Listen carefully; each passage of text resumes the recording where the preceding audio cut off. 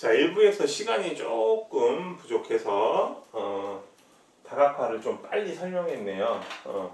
조금 보완하고요. 그 다음에 우리 계속 이어서 기업순회 전략 개념을 한번 제가 설명을 드릴게요. 자, 다각화라는 거는 사업 영역을 확장시키는 거예요. 그죠? 그러니까 이거를 다른 말로 이야기하면, 그죠? 어떤 산업에 진출할 것인가라고 우리가 이야기할 수 있죠. 그래서 우리가 기업순회 전략이라고 얘기할 수 있는 거예요. 그래서 요 말은 안 썼네. 이미 이제 우리가 핵심 역량, 코어 컴피턴시라는 개념 배웠죠. 우리 전략의 연구 흐름을 공부할 때, 그죠? 6장에서. 그래서 핵심 역량을 중심으로 사업 영역을 확장하는 것이다라고 이야기를 하면 돼요. 그죠? 그래서 캐논 같은 경우에는 광학 기술을 중심으로 사업 영역을 확장했다라는 게 관련 다각화, unrelated니까 비관련, 핵심 역량과는 무관하게. 웅진 싱크빅이라고 들어보셨어요? 학습지. 어릴 때 이제 여러분들 그거 풀다가 골치 아프면 냉장고 가서 웅진 주스 같은 거 먹었잖아요. 급하게 먹다가 배탈 나서 화장실 가서 웅진 비데 사용하고요. 지금 뭐 비데하고 정수기 부분이 그냥 코웨이라는 회사로 이제 있지만 어찌됐건. 그래서 핵심 역량과는 무관하게 사업 영역을 확장하는 것, 이렇게 보시면 돼요. 그런데 여러분들이 지금 공부하신 거 어떤 거 있었어요? 기업순회 전략. 첫 번째 뭐가 있었어요? M&A가 있었고요. 그죠? 인수합병. 그 다음에 두 번째로 수직적 통합, vertical integration. 그 다음에 세 번째 전략적 제휴. 그 다음에 네 번째 다각화가 있는데, 이거는 하나하나가 독립적인 개념이 아니라 좀 서로 개념이 좀 얽히고 설키고 있어요. 예를 들면 수직적 통합을 어떻게 할까? 수직적 통합을 어떻게 할래? 예를 들면 풀무원에서 내부 계열화를 하려고 해요. 내부 계열화를. 근데 그런 경우는 M&A 방법을 이용해서 할 수 있죠. 필요한 부분을 사올 수 있는 거예요. 그죠?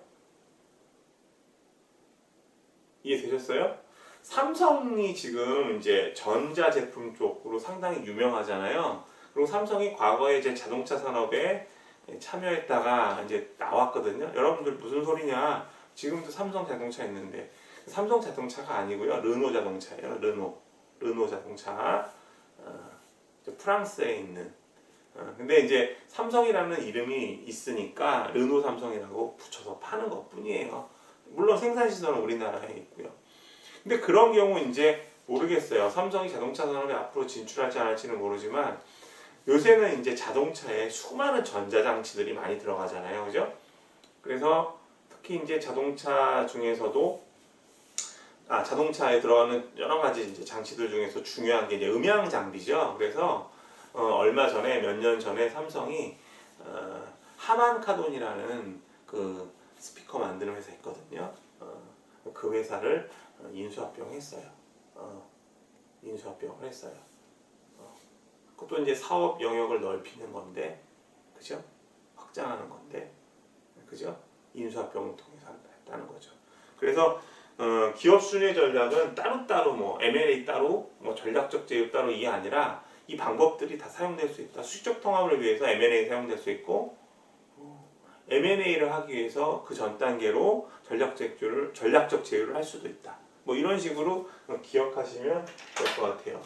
이 부분 조금 더 설명드리고 싶은데 시간이 없어서 이렇게 마무리하고, 지금 제가 말씀드린 게 이해가 안 되시면 질문하시기 바래요. 자, 그래서 기업 순회 전략은 이 정도로 이제 마무리하고요. 자, 지금 우리가 너무 깊게 들어왔으니까 정리 한번 해볼게요. 우리가 전략 프레임을 짠 뒤에, 전략 프레임이라는 건 미션, 비전, 전략 목표, 그 다음에 핵심 성공 요인, 그죠? 중점 추진, 다시요. 전략 프레임, 스트래티직 프레임이라는 건 미션, 비전과, 그죠? 전략 목표, 중점 추진 과제, 그 다음에 핵심 성공 요인, 세부 실행 방안을 우리가 설정하고 그들 간의 어떤 관계를 정하는 거죠. 외부와 내부 분석을 통해서. 그런 다음에, 그죠?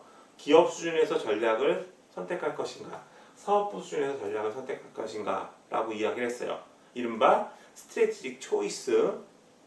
그래서 조금 전에 설명드린 거는 기업 수준의 전략에서 우리가 생각해 볼 수 있는 네 가지.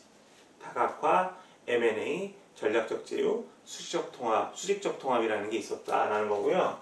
이번에는 사업부 수준으로 내려와서 비즈니스 레벨로 내려와서 한번 생각을 해보자. 비즈니스 레벨이라는 건 결과적으로는 이제 제품과 서비스를 담당하는 하나의 셀프 컨테인드 유닛이잖아요. 그야말로 디비전. 그러니까 제품과 서비스를 중심으로 우리가 전략을 펼치는 것이죠. 그래서 여러분들 마케팅 전략 얘기하실 때 비즈니스 레벨에서부터 비롯된다 이렇게 보셔도 무방할 것 같아요. 자, 그러면 봅시다. 자, 사업부에서 A라는 제품을 우리가 여기 어떤 디비전이 있어. 별표라는 디비전이 있어요. 그리고 여기는 세모라는 디비전이 있어요. 각각 A라는 제품을 만들고 B라는 제품을 만들어요. 그러면 다른 회사들도 A 제품과 경쟁할 수 있는 A-라는 제품이 있겠죠. 여기도 B-라는 제품이 있을 수 있고, 그리고 또 다른 회사에서는 또 A2-라는 제품이 있을 수 있고, 여기 B2-라는 제품들이 쭉 있을 수 있어요. 그럼 여러 제품들끼리 서로 경쟁하잖아요. 그죠? 너무 일반적으로 얘기했다. 지금 우리 가전 분야에서 삼성하고 LG가 상당히 지금 전쟁이 심하죠. 그죠? LG 같은 경우에는 지금 뭐 가전에 상당히 지금 잘 투자하고 있죠. 예를 들면은 우리 그거 아세요? 집에서 의류를 이렇게 살균하고 건조하고 이런 기능을 가진 거 제품 아세요? LG에서는 그것을 우리가 스타일러라고 하죠. 삼성은 에어드레서라고 해요. 그래서 LG가 선점자였고 LG가 시장 점유율이 높아요. 삼성은 후발자고. 그리고 또 이런 제품들 많죠. 그 무선 청소기 시장에서 그죠? LG 같은 경우에는 코드 제로 A9인가 그 제품. 그 과거에는 삼성은 그 제품 LG의 제품에 대응하기 위해서 그 파워건이라는 제품을 만들었는데 경쟁에서 밀렸어요. 그래서 지금은 다시 브랜드를 바꿔서 Z 뭐 이렇게 이야기를 하고 있어서 지금 시장에서 경쟁을 하고 있거든요. 자, 그래서 제품을 가만히 보면 각 사업부는 다른 사업부에서 만드는 다시요. 비즈니스 레벨의 전략이라고 하는 것은 각 사업부에서 만드는 제품을 가지고 다른 기업의 사업부에서 만든 제품과 서비스와 어떤 식으로 경쟁할 것인가가 주로 중요한 이슈가 된다. 이 말 너무 중요하네요. 어떻게 how competitive 다른 기업과 경쟁하는가. 자, 조금 전에 제가 중요하다고 말씀드린 기업 순에서의 전략의 이슈는 무엇이라고 말씀드렸어요? 어떤 산업에 혹은 어떤 시장에 진출하고 퇴거할 것인가. Which industry 혹은 market entry와 exit. 그죠? 비즈니스 레벨에서 취할 수 있는 전략 선택은 어떻게 경쟁할 것인가. 이슈가. 너무 중요해요. 그럼 어떻게 경쟁할 것인가를 우리가 계속 생각해 봐요. 자, 우리가 지금 삼성 무슨 이제 우리가 휴대폰 사업부고 그죠? 삼성 휴대폰 사업부는 큰 걱정이 없죠. 워낙 잘 팔리는 제품이니까. 늘 애플 제품을 능가하잖아요. 그죠? 시장 점유율을 30% 이상 될걸요. 근데 LG 같은 경우에는 이제 모바일 사업부에서 휴대폰이 상당히 좀 어려움을 많이 겪었죠. 그죠? 그래서 도대체 어떻게 경쟁할 것인가가 상당한 이슈가 될 거예요. 어떻게 경쟁해요? 가장 손쉽게 사용할 수 있는 방법. 그죠? 비용을 낮춰서 가격을 저렴하게 제공하면 되죠. 이른바 로우 코스트만 썼네. 죄송합니다. 로우 코스트 스트래티지라고 우리가 이야기할 수 있어요. 이거는 우리 핸드아웃에는 어떻게 나와 있냐면 비용 면에서 코스트 리더십이 있다. 그리고 비즈니스라는 말을 썼네요. 사업 단위의 전략이니까 스트래티지다 이야기를 했어요. 코스트 리더십, 비즈니스 스트래티지 혹은 그냥 간단하게 로우 코스트, 저비용 전략이라는 말을 쓰기도 하고요. 그죠? 가격을 그냥 낮추면 돼요. 가격을. 자, 예를 들어서 여러분들이 카메라를 구입한다고 해보세요. A사 제품이 있고 B사 제품이 있는데 기능이 동일해요. 거의. 기능이 동일하고 그렇다면 여러분들은 하나의 제품이 100만 원이고 하나가 90만 원이다. 그러면 어떤 제품을 구입하겠어요? 많은 사람들은 90만 원짜리 제품을 구입하겠죠. 물론 A라는 제품에 대해서 브랜드 충성도가 상당히 이제 마케팅 얘기를 많이 하게 되는데 사업부 수준 전략으로 내려오면 브랜드에서 충성도가 높으면 이른바 이제 브랜드 로열티라는 말을 써요. 제품 충성도, 제품에 대한 상표에 대한 충성도가 높은 경우에는 가격이 비싸도 제품을 쓰지만 대개의 소비자들은 성능이 거의 유사하다면 가격이 저렴한 제품을 쓰겠죠. 그래서 제품 간 기업들이 치열한 경쟁을 할 때 사업부 수준에서 취할 수 있는 전략은 가격을 낮추는 거예요. 원가를 줄여서. 자, 두 번째는 어떤 거냐면 원가를 그냥 두더라도 특별한 기능을 취하는 거예요. 요새는 이제 카메라에 여러 가지 기능이 있고 사실 카메라 같은 경우 지금 이제 가장 강력한 경쟁자는 다른 카메라가 아니고 휴대폰이죠. 왜냐하면 휴대폰에 여러 가지 기능들이 너무 많이 들어가 있잖아요, 그죠? 그래서 여러분들 뭐 어디 이제 친구들과 여행을 가거나 재밌는 장소에 갔거나 뭐 기념이 될 만한 상황이 있을 때는 카메라를 이용해서 손쉽게 많은 사진을 촬영하죠. 그리고 실제로 카메라의 어떤 기능이 휴대폰에 이제 포함된 내장된 어떤 카메라의 기능이 상당히 높아지긴 했죠. 근데 이제 이런 것처럼 제품에 여러 가지 특별한 기능을 덧붙이는 경우도 있어요. 그죠? 카메라 얘기로 다시 돌아가서 카메라를 갖다가 이제 셀카를 찍으려고 하는데, 그죠? 셔터를 눌러줘야 되는데 누를 수가 없어. 그러면 휴대폰을 갖다가 리모컨처럼 쓸 수 있는 뭐 와이파이 기능을 추가한다라고 하면 여러 가지 기능이 첨가된 거잖아요. 카메라 얘기 그만하고 다른 예를 한번 해봅시다. 에어컨이 다 있을 텐데 집에, 그죠? 없는 경우도 있겠지만, 자, 학교로 한번 볼까요? 학교에 지금 우리가 오프라인 수업을 하는데 에어컨이 있잖아요, 여름에. 근데 대부분 학교에서 사용되는 에어컨은 여름에는 시원한 바람이 나오죠. 그래서 습기도 좀 조절을 해주고, 근데 겨울이 되면 따뜻한 바람이 나와요. 그럼 에어컨의 기능이 부과된 거죠, 온풍기 기능이. 그래서 프로덕트 디퍼런시에이션,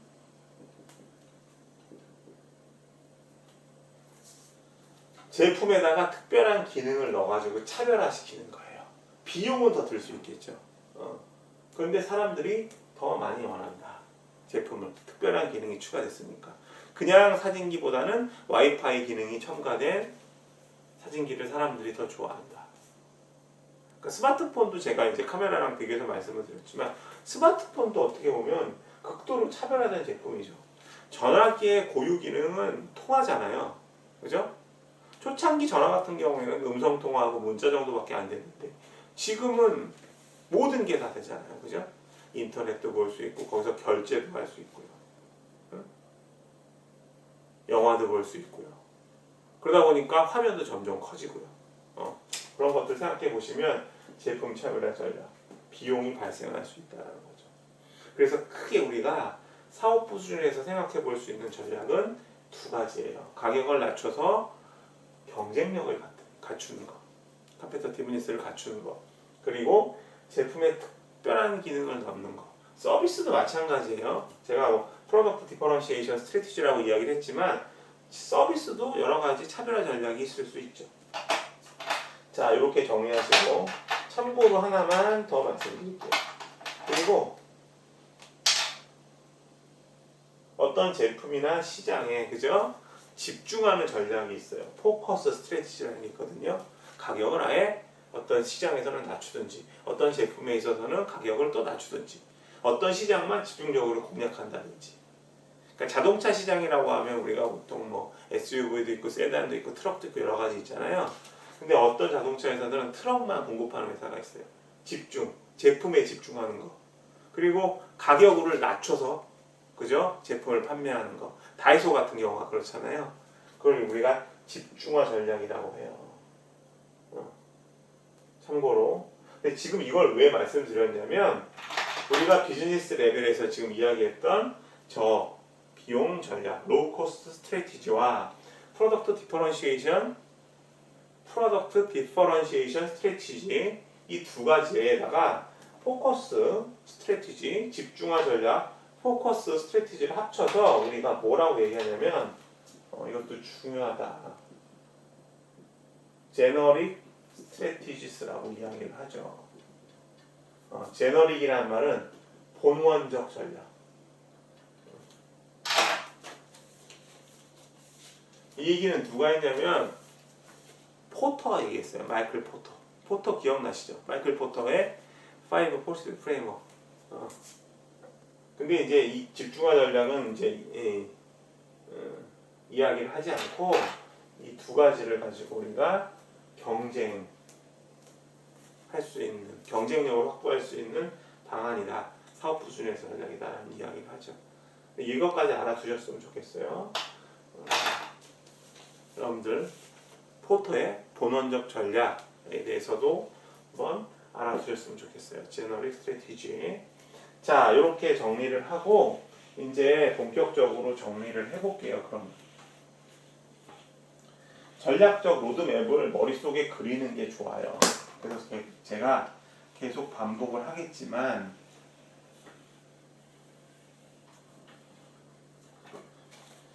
자, 그래서 자 이제 11페이지 한번 봅시다. 11페이지 보시면 거기 이제 그림이 등장하죠. 기업 수준의 전략 해가지고 뭐 이렇게 여러 가지 축들이 등장해요. X축, Y축, Z축. 자, 하나하나씩 봅시다.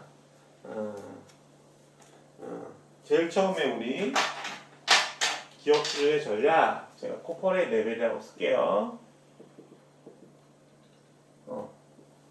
제일 첫 번째 수직적 통합에 대한 얘기부터 한번 해볼까요? 수직적 통합. 우리 핸드아웃에는 몇 페이지냐면 수직적 통합에 대한 얘기가 12페이지에 지금 정리되어 있죠. 12페이지. 12페이지에 한번 보시면서 보세요. 같이 정리를 해볼게요. 12페이지, 11페이지 같이 보세요.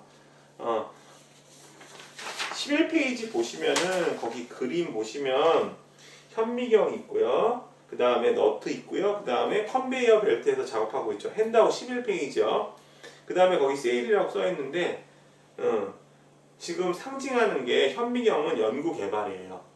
현미경을 통해서 연구 개발한다. 그 다음에 너트는 부품 원료. 그 다음에 컨베이어 벨트는 가공 조립. 그 다음에 세일은 판매니까 유통에 해당되는 거죠. 그러니까 원료나 부품, 그 다음에 연구 개발, 그 다음에 가공 조립, 유통을 내부 계열화시키는 게 바로 뭐냐? 수직적 통합이다라는 거죠. 자, 그래서 수직적 통합을 우리가 말씀드리는데 수직적 통합에 대해서 이야기를 할 때 반드시 우리가 생각해 볼 수 있는 개념이 있어요. 밸류 체인이다라는 게 있거든요. 가치 사슬이에요. 이거 우리가 8장에서 또 공부할 텐데 미리 한번 볼게요. 가치 사슬도 상당히 중요한 개념이에요. 자, 가치 사슬은 누가 얘기했냐면 누가 얘기했을까요? 앞으로 제가 전략에 관해서 이제 질문을 드려요. 누가 이야기했을까요? 이 개념은 누가 이야기했을까요? 라고 하면 여러분들은 그냥 포터라고 이야기하면 대충 맞아요. 그만큼 포터가 전략에 있어서 차지하는 비중이 높거든요. 자, 밸류 체인 한번 봅시다. 밸류 체인은 가치가 이렇게 사슬처럼 연결되어 있다라고 보시면 돼요. 우리 거기 11페이지, 11페이지인가요? 12페이지인가요? 12페이지네요. 12페이지에 나와 있는 그 가치 사슬을 한번 제가 적어 볼게요. 여기 이제 농장이 이렇게 있고, 그 다음에 한번 쓴 다음에 도축이 다음 단계에 오고, 그 다음에 가공 포장, 그 다음에 도매, 소매, 홀세일, 리테일, 소비자라고 돼 있잖아요. 우리가 수직적 통합을 이야기할 때는 항상 어디에서 판단을 하시냐면 가치사슬상에서 판단을 하셔야 돼요.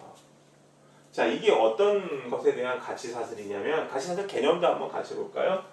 여러분들 돼지고기 좋아하시죠? 저는 돼지 중에 우리나라 제주도 흑돼지를 상당히 좋아해요. 흑돼지 삼겹살하고 목살 드셔보셨어요? 구워서 참 맛있어요. 거기다가 지금 저녁 시간이면 상당히 견디기 힘들겠다. 이거 수업 보시는 친구들. 상추에다가 고기를 구워서, 그죠? 이렇게 두툼하게 썰은 것들을 고기를 구워서 기름 좀 빠지게, 거기다가 파김치 하나 얹이고요, 그죠? 혹은 갓김치 같은 거 하나 얹이고, 조금 익은 거, 거기다가 잘 구운 마늘 하나 얹이고 밥 조금 넣고 해서 먹으면 정말 맛있죠? 근데 돼지를 이제 농장에서 키워요. 제주도 농장에서. 키워서 도축을 시키면은 소비자 입장에서 봤을 때 가치가 한 단계 붙은 거죠. 왜냐하면 우리는 고기를 먹을 때 우리가 고기를 직접 잡아가지고, 그죠? 그 돼지고기를 부위별로 우리가 분해서 먹진 않죠. 산 돼지를 도축해가지고 가공하잖아요. 그죠? 죽여서, 그죠? 돼지는 사실은 여러분들 순댓국 드셔봐서 알겠지만 돼지 귀도 먹잖아요. 그죠? 귀도 먹고. 그 다음에 돼지 같은 경우에는 우리 순대 먹을 때 간도 먹고 그러잖아요. 그러니까 가공을 해요. 소도 마찬가지죠. 소도. 그죠? 소 우족도 먹고 소꼬리도 먹고, 그죠? 가죽은 가죽대로, 내장은 내장대로, 그죠? 뼈는 뼈대로 다 먹잖아요. 거기서 또 포장을 하면서 이 단계가 농장, 도축, 가공, 포장 쪽으로 갈수록 계속해서 뭐가 붙어요? 가치가 붙어요. 운동화 만드는 것도 마찬가지예요. 운동화 만들 때 가죽하고 고무 이런 거 들어가죠. 그런 원료들이 하나하나 어떻게 돼요? 가공되면서 가치가 붙잖아요. 부가가치세라는 거 들어보셨죠? 부가가치. 우리가 음식 같은 거, 요리집에 요리 같은 거 해 먹으면 부가되는 가치가 붙잖아요. 양파, 고기, 그 다음에 기타 야채를 따로따로 있었을 때는 가치가 적었다가 그것들을 뜨거운 팬에다가 맛있는 오일을 넣고 달달달 볶으면 부가가 되는 가치가 일어나죠. 그런 개념으로 보시면 돼요. 살아있는 돼지, 그죠? 그 다음에 이제 도매를 거쳐서 소매를 거쳐서 앞에 있는 마켓 가서 사오면 저희 입으로 들어가는 거잖아요. 그래서 가치들이 서로 연결되어 있다고 해서 우리가 가치사슬이라고 이야기를 해요. 조금 더 설명해 드리면 우리 앞에서 공부했던 서플라이 체인이라는 거 있었죠. 공급사슬이라는 거. 공급사슬은 주로 어디에서 존재하냐면 가치사슬상에서 존재할 수도 있어요. 여기 특히 요 유통 단계에서, 그죠? 우리 제약회사 예를 들었었나요? 그죠? 공급사슬. 제약회사에서 필요한 약품들을 병원과 시스템으로 연결해서 병원의 의약창고에 끊임없이 필요한 의약품들을 전달해 줄 수 있다. 그래서 공급사슬이라는 거는 밸류체인 상에서 존재할 수도 있고, 그죠? 그냥 공급사슬로도 존재할 수 있다. 그래서 제가 그때 강의 한번 돌려보시면 밸류체인 이야기도 잠깐 했던 것 같아요. 자꾸 설명이 길어지네. 자, 어찌됐건 가치가 이렇게 점점점 소비자 쪽으로 갈수록 커진다. 내가 돼지를 먹기 전에는, 돼지를 바라올 때는 들판에 있는 하나의 제주도의 흑돼지였다. 돼지가 도축되고 가공되고 포장되는 과정 단계를 거치면서 유통 단계를 도매소매를 거치면서 나에게로 와서 맛있는 음식이 되었다. 뭐 하고 있는 거죠? 김춘수 꽃을 지금 패러디하고 있네요. 자, 어찌됐건 간에 이해하셨으면 좋겠고요. 그리고 두 번째로 이해하셔야 되는 게 뭐냐면 이 부분이에요. 우리가 수직적 통합을 얘기할 때 여기다 써야겠다. 전방 수직 통합이 있고요. 후방 수직 통합이 있거든요. 전방 수직 통합, 후방 수직 통합. 이른바 forward vertical integration, forward vertical integration, 전방 수직 통합. 그 다음에 backward vertical integration. 그래서 여러분들이 전방이 어디고 후방이 어딘지 알아야 되는데 12페이지 같이 보세요. 원료나 부품 쪽에 가까운 쪽을 우리가 이쪽에 왼쪽이니까 전방이라고 생각하기 쉬운데 이쪽을 우리가 후방이라고 해요. backward. 그리고 소비자 쪽에 가까운 가치사슬 단계, 유통 단계, 특히 이쪽을 우리가 forward라고 이야기해요. 다시요. 원료나 부품 쪽에 가까운 쪽을 우리가 후방, 그 다음에 소비자 쪽에 가까운 가치사슬마디를 전방이라고 한다라고요. 자, 그래서 우리가 전방 수직 통합 그러면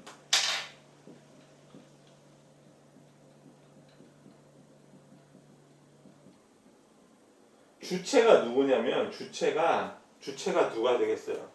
생산이에요. 생산. 제조 쪽이에요. 주체가. 그러니까 제조 쪽에서 소비자 쪽에 가까운 유통 쪽에 가치사슬 부분의 산업을 혹은 마켓에서 활동할 수 있는 기업들을 갖는 거야. 내부 계열화시키는 거야. 그러니까 생산 쪽에서 유통을 갖는 거지. 예를 들어 보면 우리 이거 배웠어요. 배웠다고. 우리 챈들러 이론 설명할 때, 그죠? 챈들러 이론 기억나세요? 조직 구조가 전략을 따른다라고 얘기했던 거. 그러면서 제가 그때 이랜드 말씀드렸었잖아요. 이랜드 같은 경우 의류회사인데 처음에 옷 만들다가 청소년들이 입을 수 있는 의류를 제조하다가 청소년 의류 시장에 경쟁자들이 많아져서 유통업체에다가 자기네들이 만든 의류를 공급하기가 쉽지 않아졌다. 가격을 자꾸 낮추니까. 그래서 나중에 자기네들이 유통업체 하나 만들었다고 했죠. 2000년 아울렛. 그 얘기잖아요, 지금. 이랜드라는 의류 제조 쪽 회사가 자기네들이 만든 거 직접 판매할 수도 있지만 대부분 유통 단계를 거치니까 거기에서 가치사슬 단계에 진입한 거죠. 유통이라는 걸 만들어서. 주체는 제조업자. 자, 후방수직 통합 한번 볼게요. 후방수직 통합은 주체가 누가 되겠어요? 전방수직 통합하고 반대라고 보시면 돼요. 주체가 누구야? 유통업체라고 보시면 돼요. 소비자 쪽에 가까운 가치사슬 단계에서 활동하는 산업 분야 쪽이니까. 유통 쪽에서 생산을 직접 하는 거네요. 그죠? 다시요. 유통 쪽에 있는 분야에서 생산자 쪽을 내부 계열화시키는 거죠. 자, 어떤 거 있을까요? 아까 이랜드 했으니까 이번에 이마트 해봅시다. 이랜드하고 이마트는 다른 회사죠. 신세계. 이마트 같은 경우 여러분들 가보시면 그런 거 뭐 990원 코너 같은 거 보셨을 수 있어요. 990원 코너나 혹은 뭐 E 플러스 제품 같은 경우. 이런 브랜드를 우리가 뭐라고 하냐면 이게 중요한데 프라이빗 브랜드라고 하거든요. PB 브랜드라고 해요. PB. 이런 경우는 이랜드가 유통업체에서 소비자들 상대로 제품 파는데 생산자들하고 관계를 맺어서 원료를 공급하는 것보다 자체적으로 제품을 생산하는 게 싸요. 다시 얘기하면 유통업체가 생산자들한테 물건 사오는 게 아니라 직접 자기네들이 제작하는 거, 내부 계열화 시키는 것을 말하죠. 여러분들 이렇게 좀 정리하셔서 수직적 통합은 전방, 후방 수직 통합이 있다. 이렇게 이해하셨으면 좋겠습니다.